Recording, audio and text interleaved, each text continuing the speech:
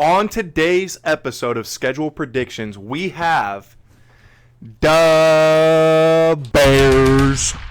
Let's get into it. So the Bears in 2024 finished 5-12 after going 4-2, their best start since 2020.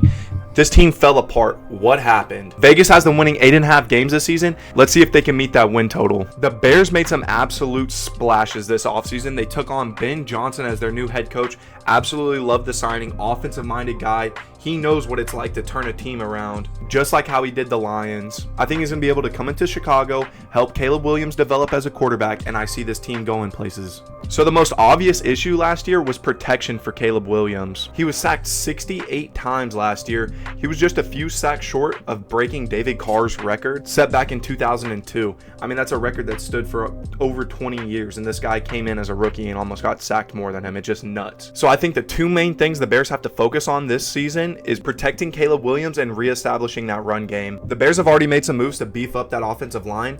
They signed a center in free agency, traded for two guards, one of which being Joe Thuney, the all-pro guard, four-time Super Bowl champion.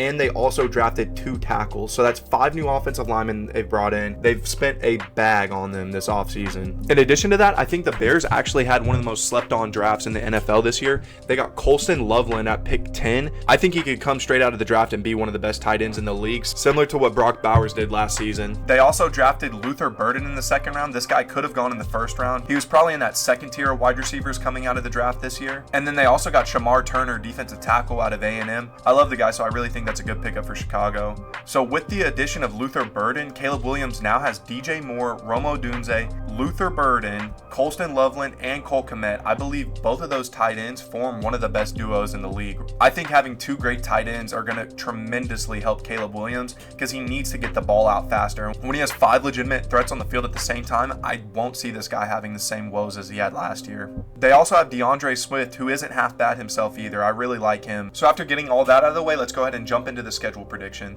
Week 1, we have the first Monday night football game of the NFL season. We have Minnesota coming into Chicago. This is going to be an interesting one. You have both the rookie quarterbacks from 2024. JJ McCarthy didn't get a play. Caleb Williams did. So the Bears automatically have a little bit more experience going into this game.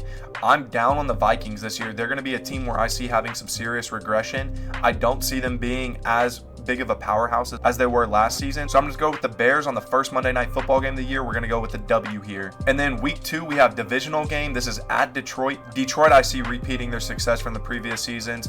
I don't need to go too far into this one. This is in Detroit. I'm going to have to go with the Lions in this one. This is a big time week 3 game. I really like the Cowboys at home. I don't know if the Bears could get it done. This game's going to be a great test to see exactly where Chicago's offensive line is at. Dallas has some absolute demons there on the defensive line.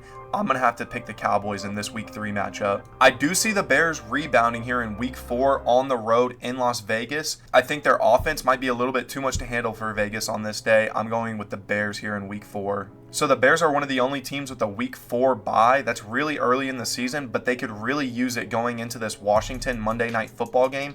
They're going to have a little bit of extra rest because this is Monday night.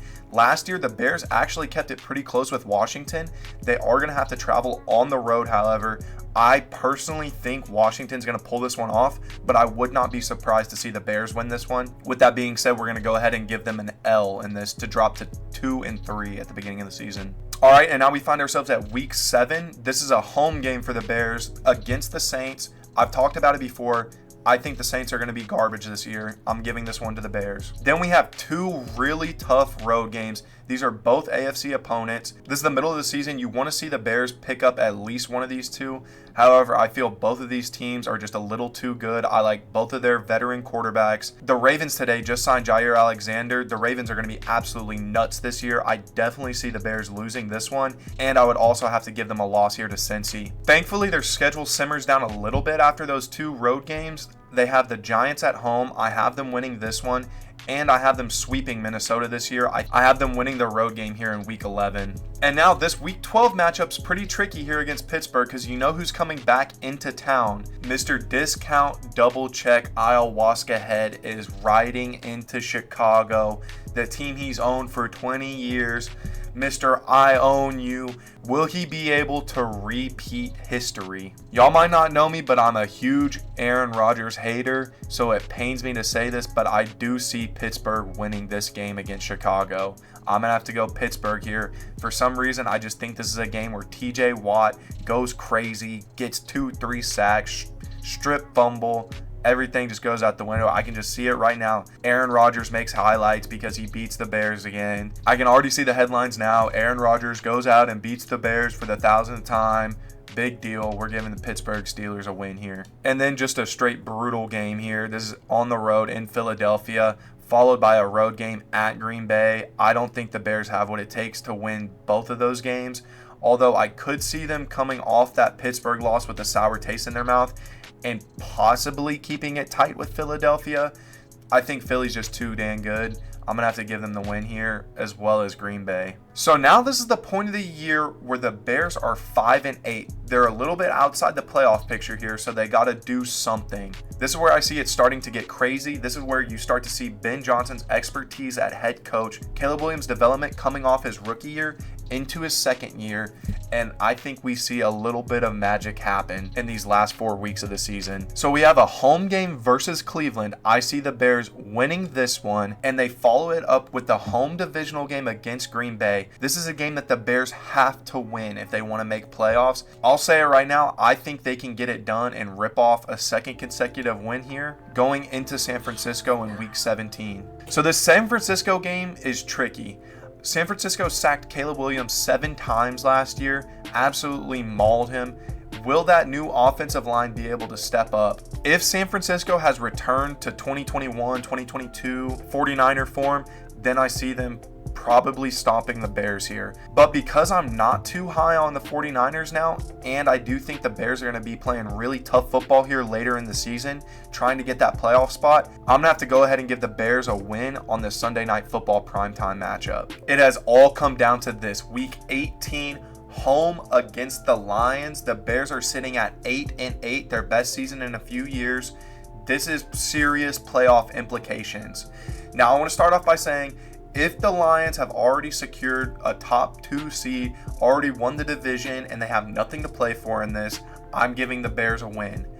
But if the Lions are still thirsty for that final spot, I see them getting it done. For the sole fact that I want to keep things entertaining, and I think the Bears could possibly get a home game over on Detroit. I also think the NFL would love to have that headline of Ben Johnson winning against his former team. I'm going to give the Bears a 4th straight win, sending them to 9-8 and into a wild card spot in the playoffs. So I think the Bears are much improved, and they could completely prove me wrong and have another 5-win season, but I see this team kind of having a floor of around 6 or 7 wins. No matter what, I think they're going to be better than last year. This prediction I made is a little bit more towards their ceiling. I could see a world where they win 10 games if everything goes right, but I think 9 is a really good spot. 8 or 9 right in the slot there should be enough to get them in at that 7 or 6 seed of the playoffs. So when it comes to Vegas's line of the Chicago Bears at 8.5 wins, I'm going to have to go ahead and say take the over.